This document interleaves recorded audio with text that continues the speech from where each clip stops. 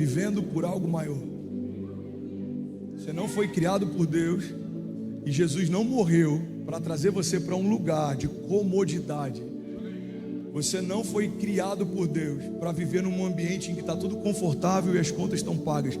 Isso alguém que tem um bom planejamento financeiro consegue. Você foi criado por Deus para viver o transbordo de Deus, caminhar na medida de Deus. Eu estava falando com o Johnny hoje mais cedo, a gente falando um pouco sobre as cruzadas no Brasil, e eu falei: Johnny, quando eu abri mão do controle, eu fiz algo com Deus que, cara, nem eu tinha ideia do quão poderoso seria. Eu falei: Deus, eu estou abrindo mão do controle, mas eu preciso te pedir algo. Eu não vou depender de favor e eu não vou pedir favor. Tudo que eu vou viver vai ser segundo a sua medida de favor. Eu falei: Johnny, eu achei que eu conhecia a medida do favor de Deus, mas Ele me mostrou que eu não vi nada ainda. Fala para quem está do seu lado: irmão, você ainda não viu nada. Vamos, igreja, me ajuda a pregar. Isso é uma declaração de fé. Diga: você ainda não viu nada. Tem gente aqui que já viu uma medida do favor de Deus, talvez trazendo cura sobre alguma enfermidade. Você já conheceu o Deus que cura, mas talvez você ainda não se abriu para a prosperidade de Deus, para a mentalidade de Deus. E eu quero declarar em nome de Jesus: o Deus não é só aquele que cura, Deus é aquele que provê também. Você crê nisso? Diga amém. Talvez você já viveu um favor financeiro. Você é um empresário bem sucedido, você fez uma aliança com Deus, você fez um pacto com Deus. Talvez em algum momento da tua história você fez algo que alegrou o coração de Deus, e hoje você é bem sucedido no business, nos negócios. Mas quem sabe você ainda não ativou o teu chamado. Eu quero te lembrar que o Deus que cura e o Deus que provê também é o Deus que convida a gente a construir algo com Ele que vai ecoar na eternidade. Você crê nisso? Esse é o tema da mensagem de hoje. Fala para quem está do seu lado: Deus chamou você para viver por algo maior. Sabe, tem algo queimando no meu coração nesses dias, e eu queria compartilhar isso com você, porque vai fazer sentido para alguém. Vocês estão me ouvindo bem? Parece que mudou a voz, parece que está ecoando agora. Tira delay aí, meu filho, me ajuda aí sem reverb.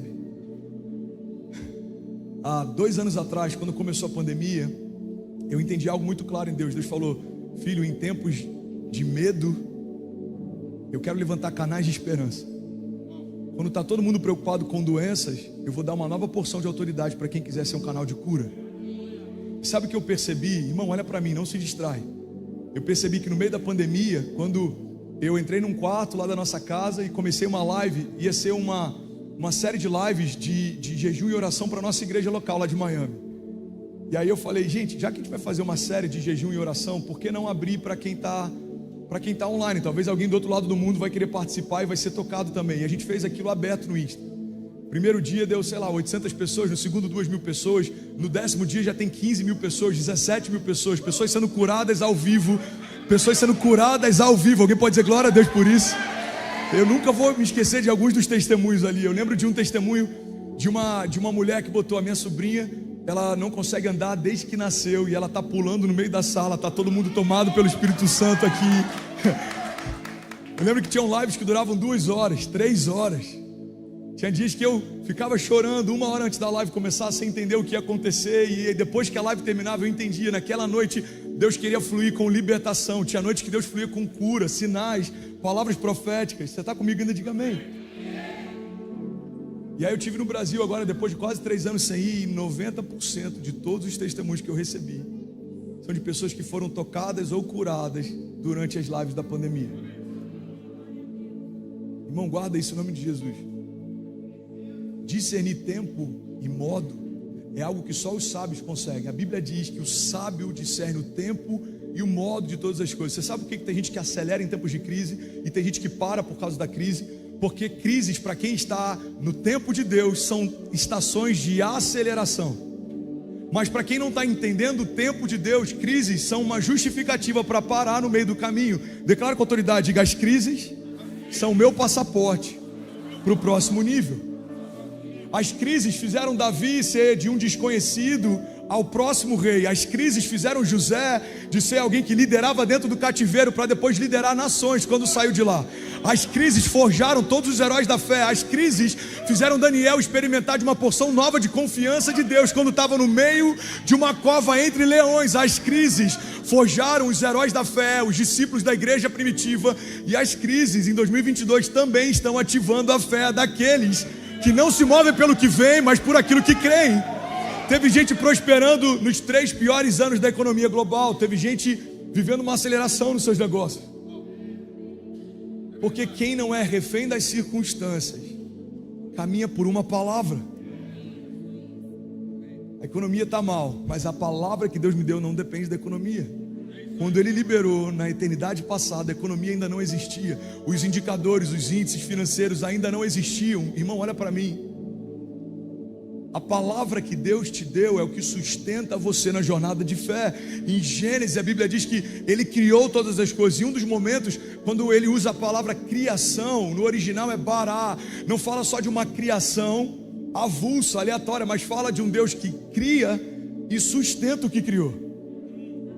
Então toda a criação que vem através de Deus sobre você não é algo que Deus criou e liberou só, é algo que Deus criou e vai sustentar sobre você. Você está comigo? Diga amém.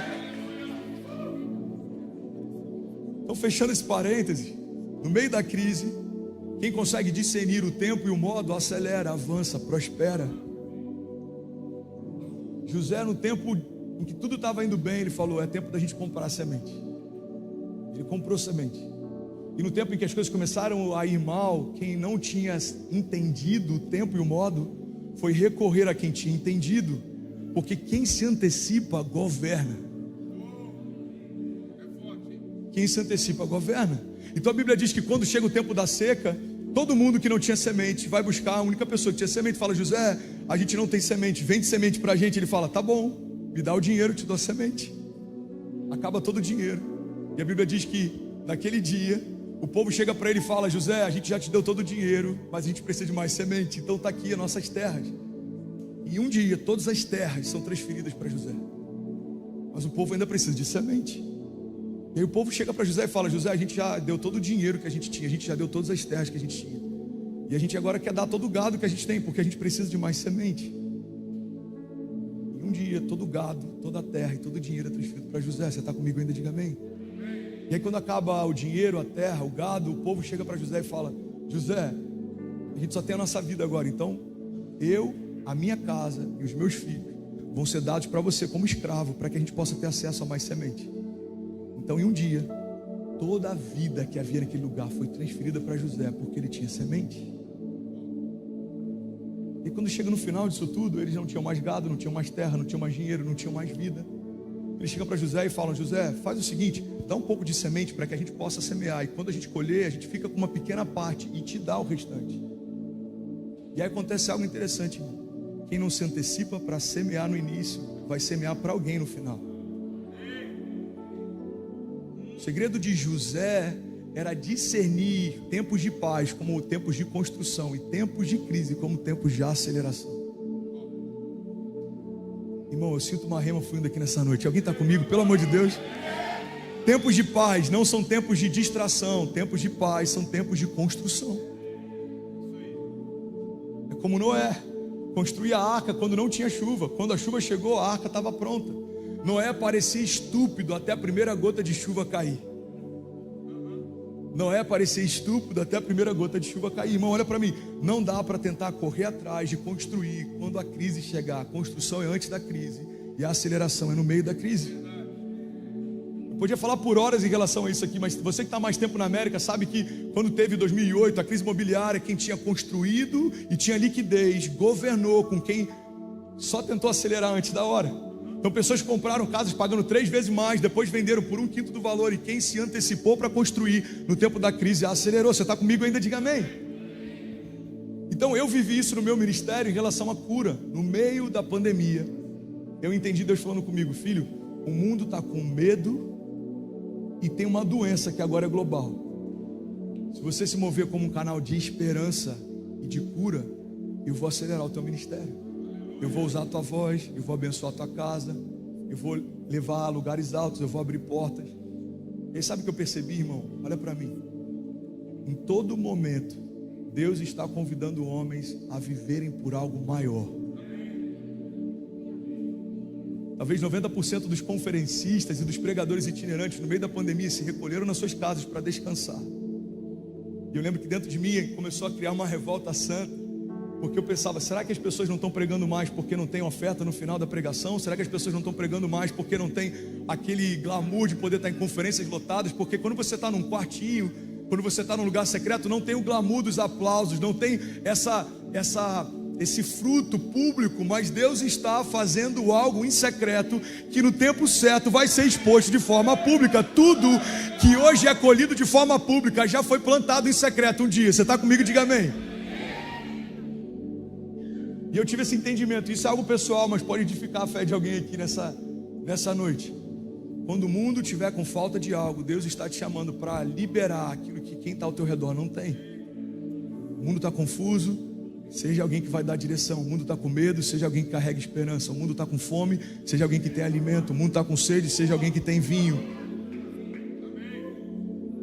Esse é o papel da igreja. Qual é o papel da igreja? É quando o mundo não sabe o que fazer, deveria buscar em nós conselho. Mas como vão buscar conselho se nós não tivermos o entendimento de para onde estamos indo? Irmão, olha para mim. O que está acontecendo em Orlando, Lagoinha e USA não é normal. Não é normal. Hoje é quarta, né? Uma quarta-feira. Thank you so much, bro. Uma quarta-feira à noite. Tantas famílias aqui, irmão, parando para ouvir uma palavra de fé. Na terra do entretenimento. A gente está declarando, Jesus, eu quero viver por algo maior.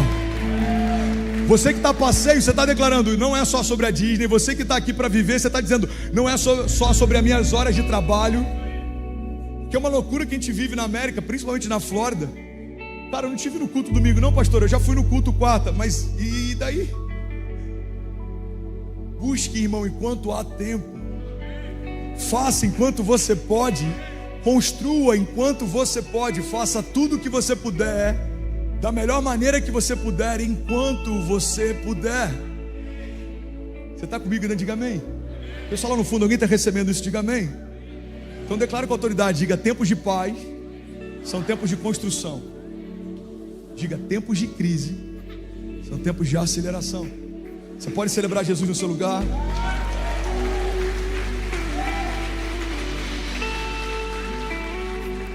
Ô gente, me ajuda aí. Eu só tenho mais 6 minutos, é isso mesmo? Cadê o Lio? Ô Cleito, me ajuda aí, ô Lécia. Vou botar na sua conta, hein? 6 minutos. Alguém me dá 10 minutos para eu concluir essa mensagem? Amém. Deus está à procura de pessoas que querem viver os seus sonhos. Irmão, quando a gente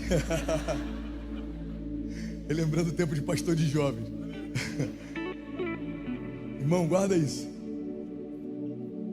Quando a gente entende essa dinâmica, olhando do lado de fora, fica tão sem sentido a gente se apegar aos nossos sonhos ao invés de querer viver os sonhos de Deus.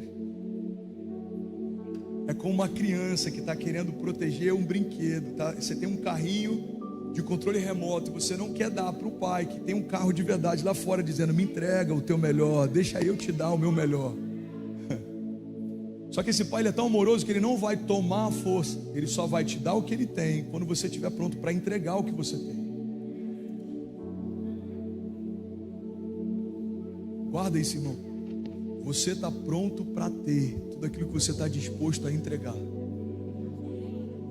Abraão sonhava com um filho, Deus dá um filho para ele. E aí quando Abraão está se deleitando com o filho, Deus olha e fala, será que é sobre o filho ou será que é sobre o Deus que deu o filho para ele? Então Deus fala, me dá o teu filho, entrega o teu filho como sacrifício. Deus não queria o filho de Abraão, Deus queria o coração de Abraão. Ele queria saber onde estava o coração de Abraão. Porque, irmão, olha para mim, o Deus que te pede algo, a gente tem a consciência de que o mesmo Deus que me deu isso, Ele pode me dar outras vezes mais, em medidas maiores. Então Abraão precisa entender que se foi Deus quem me deu esse filho, Ele está me pedindo, eu tenho que estar pronto para entregar, porque foi o Senhor que me deu. E se Ele está me pedindo, eu tenho que estar pronto para liberar. Você está comigo? Diga amém. Quando chega no momento dele entregar, Deus fala: não, Abraão, tá tudo bem, eu já vi onde está o teu coração, você pode ter o teu filho. O princípio que Deus está ensinando para a gente através da entrega de Abraão é que ele estava pronto para ter tudo que ele estava disposto a entregar. Tem gente que ainda não viveu a plenitude da prosperidade na América, porque você ainda não consegue entregar algumas horas para Deus. O trabalho paga $15 a hora, $30 a hora, whatever, $50 a hora. Eu vou um dia na semana porque eu estou num tempo de construção, eu preciso construir patrimônio, eu preciso pagar as contas. Irmão, não faça contas de horas com Deus, porque o Deus que passeia na eternidade se fez um homem carnal e com 33 anos se despiu para você poder ter acesso à vida eterna de novo.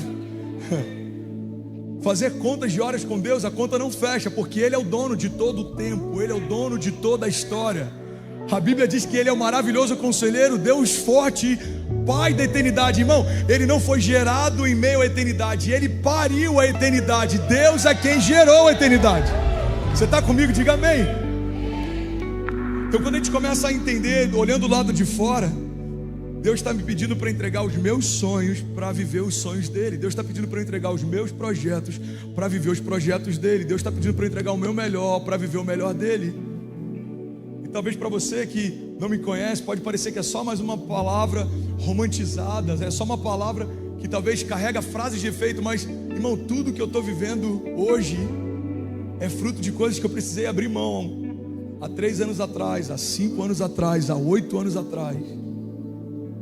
Eu lembro que algum tempo atrás eu preguei algo sobre mover apostólico, que eu falei para a igreja lá de Miami. Eu sou pastor da igreja de Miami, a gente começou essa igreja 2 anos e pouco atrás. Eu era pastor aqui em Orlando, pastor André abençoou para a gente começar lá, e toda semana eu juntava 12 voluntários, o Murilão e uma galera, entrava numa van, a gente dirigia 4 horas, pegava um coworking com cheiro de maconha no meio de Wynwood, transformava numa igreja.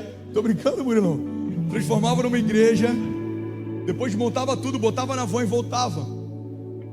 Então quando a gente começou Miami, cara, foi com muito sangue, suor, lágrima. A gente precisou abrir mão de conforto, a gente precisou abrir mão de muitas coisas. Mas no momento em que estava tudo começando a se encaixar, eu falei para a igreja: gente, se Deus me pedir para começar tudo de novo, eu estou pronto para começar tudo de novo. Porque é melhor começar tudo de novo com Deus do que me agarrar ao pouco que eu conquistei e viver a partir daqui sem Ele. Irmão, não tente se agarrar ao que você já conquistou, porque o que vai garantir uma vida plena é você se agarrar ao Deus que sempre te deu tudo que você tem. Os seus filhos o Senhor te deu, a tua saúde o Senhor te deu, o teu fôlego é Ele quem plantou.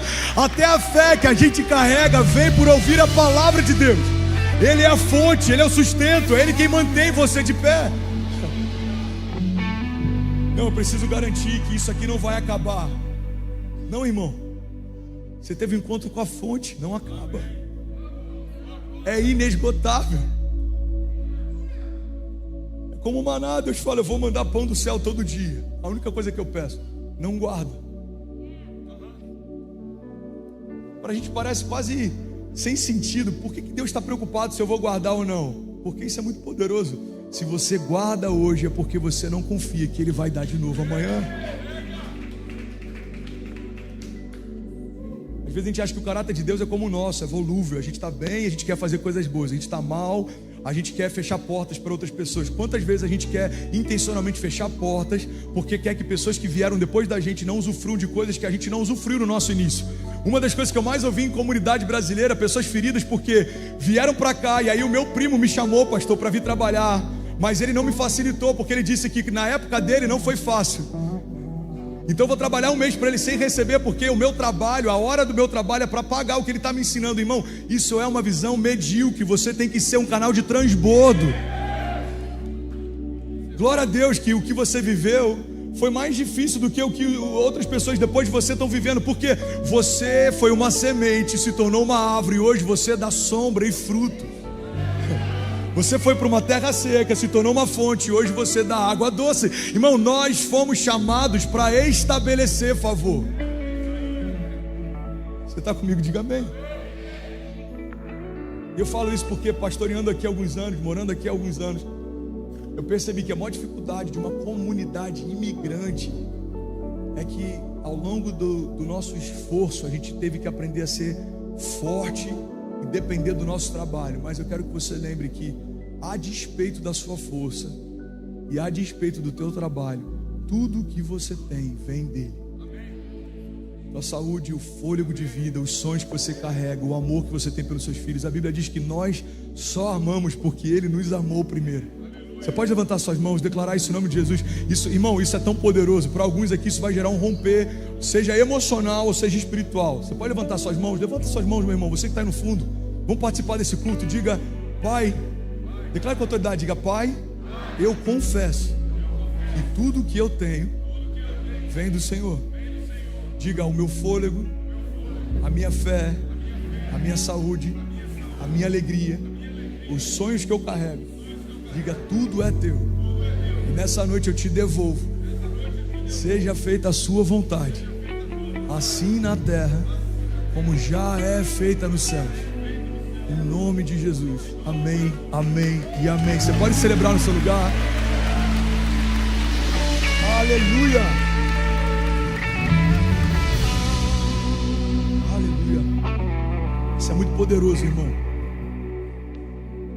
Que eu posso fazer algo incrível, mas o que eu posso fazer com Deus é algo sobrenatural. Somos pessoas comuns, ordinárias, mas servimos a um Deus incomum, extraordinário. Fala para quem está do seu lado, fala com respeito, porque a palavra ordinária, ela pode ser usada em vários contextos, ok? No contexto de agora, você está falando que é uma pessoa comum, ok? Então fala para quem está do seu lado. Vai ter gente que vai aproveitar isso para desabafar. Não use isso como um desabafo.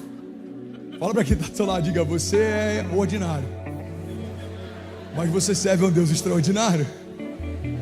Você crê nisso? Servimos a um Deus extraordinário.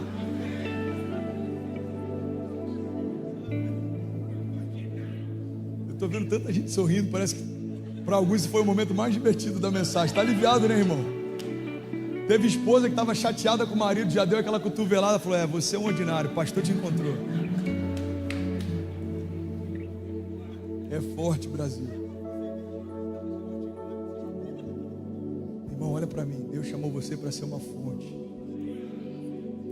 Enquanto a dependência for dele, nada vai faltar. Deixa eu liberar sobre você em nome de Jesus. Recebe no teu espírito. Enquanto a dependência for nele, nada vai faltar. Não vai faltar alegria na tua casa, não vai faltar saúde na tua família, não vai faltar provisão na tua conta, não vai faltar unção criativa para você empreender e visionar. Não vai faltar. Enquanto o Senhor for a fonte. Tem uma passagem tão poderosa e fala de um princípio incrível, que muitas vezes a gente fica impressionado com o milagre em si, mas nem sempre a gente pega essa chave que está no princípio por trás desse milagre. Você está comigo ainda? Diga amém. A palavra fala sobre o milagre da viúva que recebeu uma porção de azeite que não terminava enquanto as vasilhas não acabavam. Alguém lembra dessa passagem? Alguém que nunca ouviu essa passagem? Levanta a mão, por favor. Sem constrangimento. Ok, tem algumas pessoas aqui que não ouviram. A Bíblia diz que uma viúva não tinha como pagar suas contas, e ela estava no limite. Então os seus cobradores estavam indo buscar os seus filhos como pagamento dessa dívida. E ela socorre ao profeta, ela pede ao Senhor, e aí o Senhor envia o socorro. E a direção que o profeta dá é o seguinte: olha, você vai recolher vasilhas vazias, muitas, não poucas. E quando você recolher as vasilhas, você vai pegar o pouco de azeite que você tem, que na época era extremamente valioso, e você vai começar a derramar. E quando uma vasilha se encher, você vai colocar outra vasilha, e ela vai começar a se encher também, e você vai colocar outra vasilha. Você está comigo? Diga amém. Então a Bíblia diz que aquela mulher, ela começa a ir com os filhos pedir ao redor das casas vasilhas vazias. Ela começa a recolher o maior número possível de vasilhas vazias. E aí quando ela consegue recolher o máximo de vasilhas, a Bíblia diz que ela fecha a porta da casa, porque tem milagres que só acontecem quando as portas da sua casa se fecharem. Tem opinião de gente demais, tem gente falando demais o que acha que você tem que fazer, mas quando as portas se fecham e só Deus fala na tua casa, as opiniões da multidão ficam do lado de fora, e a palavra e a direção de Deus começa a fluir do lado de dentro. Você está comigo? Então fecha a porta, pega a vasilha, começa a derramar o azeite. A Bíblia diz que aquela primeira vasilha então é cheia, e ela pede a outra para o filho, e a outra vai se enchendo, e ela pega a outra do filho, e vai se enchendo, e ela pega a outra, e ela pega a outra, e ela pega a outra, até que acabam as vasilhas. Isso é muito poderoso, irmão. 9.000 famílias conectadas, uau! Acabam as vasilhas vazias. E aí então o óleo para de derramar. Prega comigo, me ajuda aqui. Declara isso, diga: as vasilhas acabaram E o óleo parou de ser derramado. Irmão, o problema é que a gente acha que em algum momento o óleo acabou. A Bíblia não diz que o óleo acabou. A Bíblia diz que as vasilhas acabaram. O óleo só parou de ser derramado porque ela não tinha mais estrutura para receber o que Deus ainda queria derramar. Eu gosto de brincar, irmão. Se aquela mulher tivesse aberto uma fábrica de vasilhas, até hoje a gente estava comprando do óleo dela no Ceará. Geração após geração. Imagina uma fábrica de, sei lá, Tupperware. Não sei como é que fala Tupperware. Porque no Brasil a gente fala Tupperware. Aqui tem outro nome, né? Tapeware, sei lá como é que fala. Whatever. Tá certo? Mas qual tá certo? Eu falei em 3 versões. Tapeware, thank you so much. Cara, você é um incrível assistente de palco, além de guitarrista. Você pode celebrar a nossa banda aqui? Saudade de você em Miami, hein? Vamos conversar, hein? Tô brincando, mas é sério. Aqui. Imagina, a 15ª geração não parou de ter vasilha, não vai parar de derramar óleo. Irmão, olha para mim, isso é um princípio bíblico. Deus está sempre pronto para derramar, enquanto nós estivermos prontos para receber. O óleo nunca acaba. O óleo nunca acaba. Deixa eu liberar algo sobre você. Feche teus olhos em nome de Jesus. Feche teus olhos. O óleo de Deus nunca acaba. Talvez você é um empresário bem sucedido no passado e você tenha enfrentado algumas frustrações no teu presente, mas eu quero te lembrar que o óleo nunca acaba. A fonte é inesgotável, o Deus criativo, o Deus poderoso para fazer infinitamente mais do que tudo que pedimos ou pensamos. O Deus que opera em nós, o Deus que nos sustenta, o Deus que nos move, o Deus que nos mantém de pé, enquanto todos os nossos inimigos tentam nos abater. Eu declaro o nome de Jesus, a fonte de alegria sobre você nunca acaba. Unção fresca sobre a tua cabeça, óleo fresco sobre a tua cabeça, bálsamo que despedaça o jugo, liberdade que remove todas as cadeias, correntes. Eu declaro o nome de Jesus, o óleo de Deus sobre a tua família nunca vai cessar. Se você fizer do Senhor a tua fonte, você vai se tornar inesgotável, porque você vai compreender que Deus é uma fonte inesgotável também. Você pode declarar isso? Diga: eu me tornei insaciável quando eu descobri que o meu Deus, ele é inesgotável. Deus é inesgotável. Quando você acha que você chegou no seu ápice, Deus começa a fazer um novo nível. Quando você acha que você está no teu ápice de novo, Deus te mostra que existem novos níveis. Irmão, eu vi algo uma vez que eu nunca vou me esquecer. Eu estou finalizando. A banda pode subir daqui a 2 minutos para parecer que a gente está acabando. Guarda isso, irmão. Daqui a pouco, se piscar assim, ó, precisa terminar em 5 minutos. Aí eu sei que deu ruim. Brasil, Estados Unidos, Suriname, França, Paraguai, Costa Rica, Holanda, Alemanha, Japão, Irlanda, Angola, Espanha, Suíça, Inglaterra, Uruguai e México conectados. Você pode celebrar no seu lugar. Só não tem ninguém da Argentina, você percebeu? Da última vez que eu preguei aqui, eu fui brincar com a Argentina. Eu falei: gente, isso aqui é um avivamento, tem até a Argentina conectado. A baixista era argentina, irmão. Quando que eu imaginei? Igual um dia que eu estava pregando aqui, eu falei sobre, só abrindo parênteses aqui, eu falei sobre uma técnica japonesa de restauração de vasos. Os vasos de porcelana se quebravam e eles perdiam todo o valor. Então eles começaram a desenvolver uma técnica de restaurar vasos quebrados com fios de ouro. E aí aconteceu um fenômeno, que os vasos que tinham aquela técnica passaram a ser mais valiosos do que aqueles que nunca foram quebrados. E é exatamente assim que Deus faz com a gente. Pessoas que foram quebradas um dia, mas restauradas por Deus, encontram em Deus mais valor do que aquelas que nunca quebraram. Por quê? Porque você sabe de onde Ele tirou você, você sabe de onde Ele livrou você. Então aquilo que foi a tua vergonha no passado, em Deus se tornou dupla honra. Aquilo que foi escassez no passado, em Deus se tornou agora provisão sobrenatural. O medo do passado, e quem está em Deus vira a minha convicção de hoje. A falta do passado vira o meu transbordo de hoje. Você está comigo? Diga amém. E aí eu perguntei: gente, tem algum japonês aqui nessa noite? Aí tinha um japonês aqui, Orlando. Falou: eu falei: qual que é o seu nome, irmão? Ele falou: Antônio. Eu falei: irmão, aí não, pô. Achei que via um japonês raiz, tipo, fala o nome de um japonês raiz aí. Hã? Yokohama. Aí, ó, Machida. É japonês, mano? Lyoto Machida. Eu achei que havia um. Fala, qual que é o seu nome, irmão? Lyoto Machida. Todo mundo. Antônio. Tô quase finalizando. Guarda isso. Hã? Não, já foi Lyoto Machida, irmão. Já chegou no topo. Falar o que depois de Lyoto Machida? Você pode celebrar em nome de Jesus, irmão?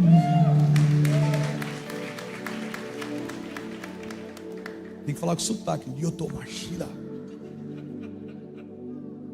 Deus está à procura de homens que queiram viver por algo maior.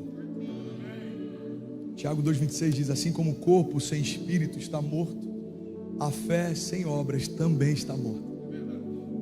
Tem muita gente que usa esse texto como uma desculpa para não gerar, porque o que Deus quer fazer comigo é me tornar. Sim, Deus quer te tornar algo, mas quando você se torna algo, você precisa fazer algo. A mensagem da hipergraça, ela fala: você não precisa fazer nada. Não, eu não preciso fazer nada para ser aceito.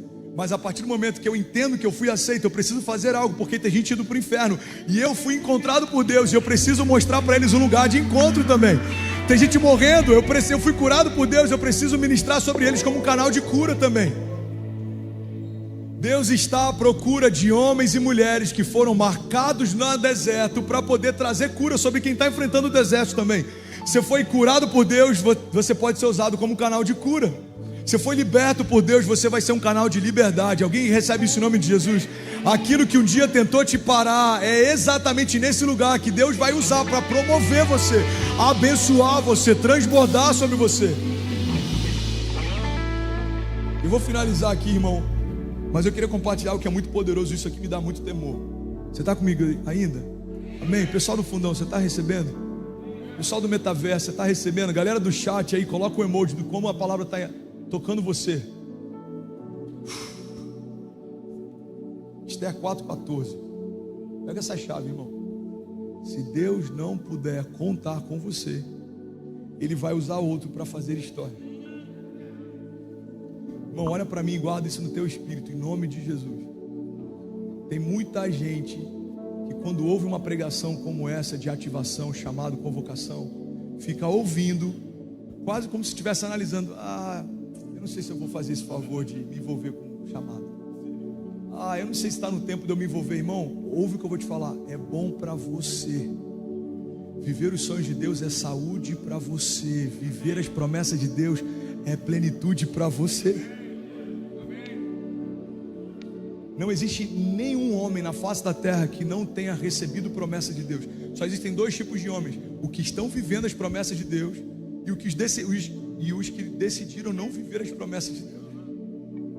Pergunta nessa noite é: qual grupo você faz parte? O que está vivendo ou que vai continuar fingindo que não sabe que Deus está chamando você para viver por algo maior? Fala para quem está do seu lado, me ajuda a provocar alguém nessa noite. Fala: irmão, se você não estiver disponível para Deus, fala com autoridade, diga: se Deus não puder contar com você, Ele vai usar outro para fazer história. Isso é bíblico. Irmão, eu acho que eu falei sobre isso na última vez que eu preguei, mas eu quero te lembrar. Olha para mim, a galeria dos heróis da fé não fala sobre o número de homens que foram chamados por Deus. A galeria dos heróis da fé fala sobre o número de homens que aceitaram o chamado de Deus.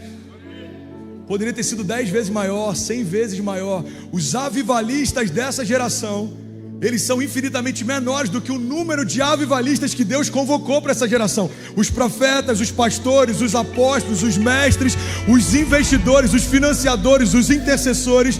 Irmão, Deus está chamando homens que queiram viver os seus sonhos, para viver por algo maior, para experimentar algo maior. Não pode parar em você, irmão. Não se limita a você, não pare em você, não acabe em você. A Bíblia diz em Esther 4,14, e o music pode subir, diz: Esther, se você ficar calada nessa hora, socorro e livramento surgirão de outra parte. Isso é muito forte. Ela está tendo acesso ao palácio e ela pode mudar a história do seu povo. Então chega para ela e fala: Esther, se você ficar calada nessa hora, socorro e livramento surgirão de outra parte para os judeus, mas você e a família do seu pai morrerão. Quem sabe não foi para um momento como esse que você chegou à posição de rainha. Irmão, olha para mim. Eu cheguei nessa nessa cidade, nessa igreja, no dia 31 de dezembro. Literalmente eu cheguei numa estação e acordei em outra. Literalmente eu cheguei num ano e acordei em outro. Quando eu cheguei aqui, eu vim enviado, eu cheguei como líder de jovens. A gente tinha acabado de se mudar para uma casa incrível no Brasil. Viemos para cá para voltar para um apartamento. Todos os nossos móveis foram doados. Os primeiros que a gente comprou deve ter um ano e pouquinho, que a gente escolheu um móvel na loja. A gente foi muito abençoado aqui. A gente ganhou os móveis. A gente começou com um carro de $2.000. Alguns colegas de ministério no Brasil fizeram uma brincadeira interna, calculando na FIP quanto que valia o carro que eu tinha aqui, porque o carro que eu tinha no Brasil valia 100 mil, o carro que eu comprei aqui valia 25. Irmão, tem pessoas que estão observando o que você está vivendo, não para celebrar, mas para medir, calcular. Tem muita gente com uma opinião sobre o que você está construindo, porque quem não está construindo tem tempo de sobra para criticar quem está. Quem não está construindo tem tempo de sobra para dar opinião.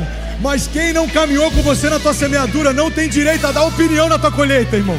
Você não estava comigo quando eu plantei com lágrimas, então não vem dar opinião quando eu estou colhendo com alegria, o novo de Deus. Você está comigo? Diga amém. Quanto vale o carro do André lá? Cara, é um Volvo, ele pagou $2.000. Faz as contas, uau, 25 mil reais no Brasil. Tem gente querendo avaliar o teu nível de sucesso ou de frutificação com Deus pelo que você está vivendo hoje, mas o teu momento não define a tua história. O seu momento não define a tua história. Eu estou dando meu testemunho para edificar a tua fé, ok? Porque falar do que a gente está vivendo em tempos como hoje, como o pastor Leandro Barreto brinca, Mimimi Church, a gente vai falar, eu acho que ele fala demais dele. Irmão, eu só posso falar dos milagres que eu estou vivendo, porque os seus milagres, alguém está esperando você falar também. Os seus milagres vão edificar a vida da sua família, pessoas da tua empresa.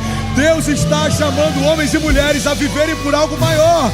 O seu milagre vai edificar quem não está vivendo ainda. Então quando a gente chegou aqui, a gente veio para um apartamento, todos os móveis doados, um carro de $2.000, e a gente recomeçou como líderes de jovens. Eu não tinha, 40 mil seguidores, poucas pessoas conheciam o ministério, poucas pessoas sabiam da mensagem que carregava. E aí começa, do nada, declara comigo, diga do nada. O do nada de Deus leva muito tempo para acontecer, irmão. Do nada a mensagem começa a tocar pessoas e começa a viralizar. E aí começa 100 mil, 200 mil, 500 mil pessoas, 1 milhão de pessoas, 20 milhões de pessoas por semana no Instagram. E Deus começa a soprar, e Deus começa a conectar, e Deus começa a fazer. Você está comigo? Olha que interessante, irmão. Hoje eu usufruo com paz de alguns milagres que Deus está fazendo, porque no tempo da crise eu nunca questionei por que eu estava vivendo aquilo. Guarda isso em nome de Jesus, irmão. Quando você viver um tempo de romper, você tem que trazer essa pergunta à tua consciência: será que não é para um tempo como esse que você foi levantado? Eu estou finalizando. Eu ia fazer um tour no Brasil, se tornou uma cruzada aberta, sem custo. Porque Deus me fez uma pergunta no meu secreto que acabou comigo. Eu lembro que quando eu era líder de jovens, um dia eu subi no monte com jovens. Eu devia liderar 50 jovens, 40 jovens. E eu lembro que eu vi a cidade de Cabo Frio toda iluminada à noite, aqueles pontos de luz. E eu fiz uma oração. Eu falei: Deus, me dá uma geração por herança. Me dá uma geração por herança. Me dá voz na minha geração. Me dá uma geração por herança.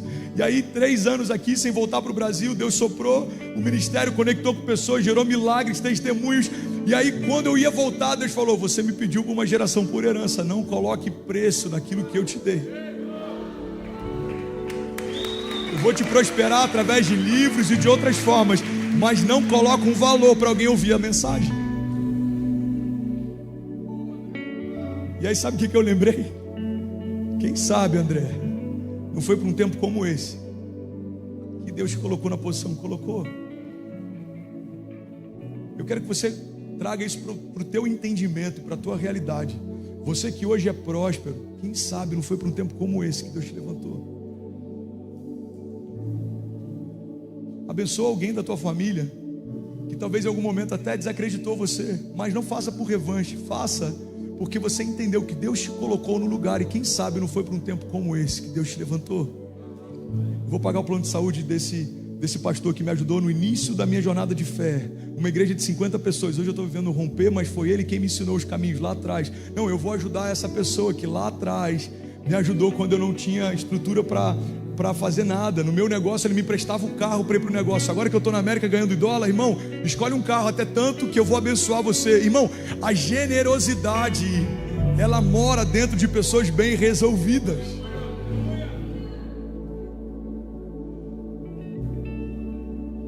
Quem sabe não foi para um tempo como esse que Deus te levantou? Você é um empresário que prosperou na América, pega um empresário quebrado aqui e faz dele o seu pupilo, o teu discípulo. Você pega ele e fala: eu vou te ensinar tudo que eu aprendi na América, e você e a sua casa vão romper daqui a algum tempo. Você não vai passar falta. Por quê? Porque foi para um tempo como esse que Deus me levantou. Eu quero viver por algo maior. Não vai terminar em mim, não pode parar em você. Você está comigo? Diga amém. Você pode ficar de pé no teu lugar? Fica de pé no teu lugar. Declara para quem está do seu lado, diga: não pode parar em você. Fala isso de verdade, diga: não pode parar em você. Aleluia. Não pode parar em você. Fui pregar no Brasil na penúltima vez que eu fui. Primeira vez que eu fui depois desses 3 anos. Preguei 4 vezes em Alphaville, fui pregar lá em BH. E a gente tem uma cultura da nossa igreja. Como a gente está em casa, a gente nunca recebe oferta quando a gente vai pregar numa lagoinha. Só em BH deu quase 7 mil pessoas. Irmão, eu voltei para casa sem R$1 de oferta. E eu devo ter tocado 15 mil pessoas, somando os cultos, 18 mil pessoas. Por que você faz o que você faz? Você me perguntar: André, por que tanto esforço para pregar o máximo que você pode? Porque um dia alguém pregou para mim sem me conhecer. Isso mudou a minha história. Eu vou pregar para quem não me conhece, porque eu vou mudar a história de alguém. E essa pessoa vai pregar para pessoas que ele não conhece. Vai mudar a história dos meus filhos, ou talvez de amigos dos meus filhos. Você parou para pensar que o Legacy de hoje, daqui a 10 anos, vai liderar os seus filhos? O Rocket de hoje, daqui a 15 anos, vai liderar a sua igreja, irmão? Deus está chamando homens e mulheres que querem viver por algo maior. Não pare em você, não termine em você. É inesgotável. Deus quer levantar homens como rios. Você vai ser uma fonte. Feche seus olhos, levante suas mãos em nome de Jesus. Deus quer levantar homens e mulheres que serão como uma fonte. Uau, eu sinto isso muito forte de ministrar sobre você nessa noite. Não vai faltar, não precisa fazer conta. Seja generoso, seja um abençoador, seja árvore para quem está precisando de sombra. Nenhuma árvore em toda a história experimentou do próprio fruto. Nenhuma macieira sabe o sabor da maçã. Nenhum pé de manga sabe o sabor das mangas. Porque a árvore não frutifica para si, a árvore frutifica para o outro. É tão louco, porque eu vim para cá pregar algo, mas eu sinto que Deus está levando a gente para esse lugar, irmão. Deus está chamando homens e mulheres que estão prontos para abrir mão do pouco, para viver com Deus no muito. Pastor, você está falando de dinheiro? Não, irmão, não tem mais nem oferta nesse momento do culto. Eu não estou falando do teu dinheiro, estou falando do teu coração. Deus quer você por completo.